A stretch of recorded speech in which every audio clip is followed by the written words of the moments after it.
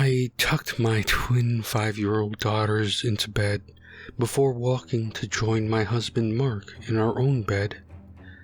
I was physically exhausted, as I had been asked to organize a summer barbecue for the local church. I'd spent my entire day chasing after young children and praying that none of them were hurt. I fell into a deep sleep the second my head hit the pillow. I was awoken by noises downstairs and immediately shook my husband awake.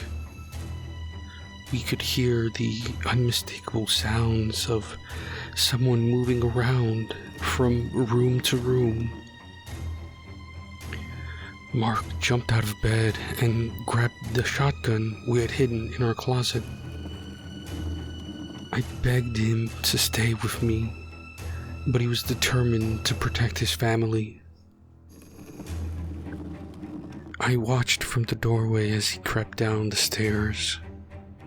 I screamed as moments later there was a deafening gunshot which shook the house.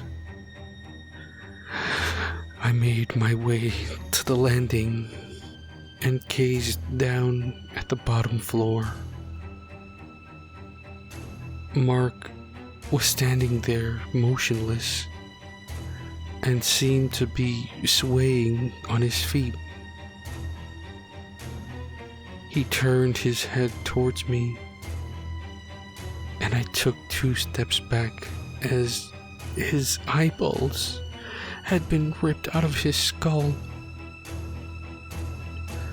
I watched in horror as an old man, whose clothes looked like they were soaked crimson in blood,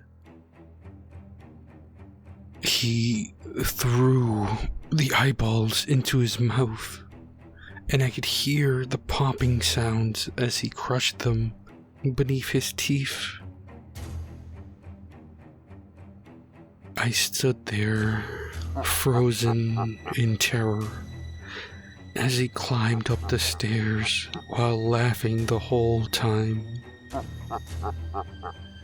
I cringed back as he stood in front of me and breathed a sigh of relief as he moved past me. I involuntarily began to follow him as he made his way to my daughter's room. He kicked it open and stormed inside. As I watched from the hallway, my daughters screamed and tried to flee from him, but he was incredibly fast and cornered them. He pulled out a list and began checking it carefully. He muttered one word before smashing their skulls into each other. Their bodies slumped to the floor with blood pouring out of every orifice. He made his way back towards me and pulled out his list once again. He checked it once and then checked it twice. He looked me in the eyes and simply said, "Nice," before handing me a sharpened candy cane. I was shaking uncontrollably as he disappeared down the stairs and back up the chimney. My legs gave way beneath me as I realized the rumors about Santa Claus having dementia were true.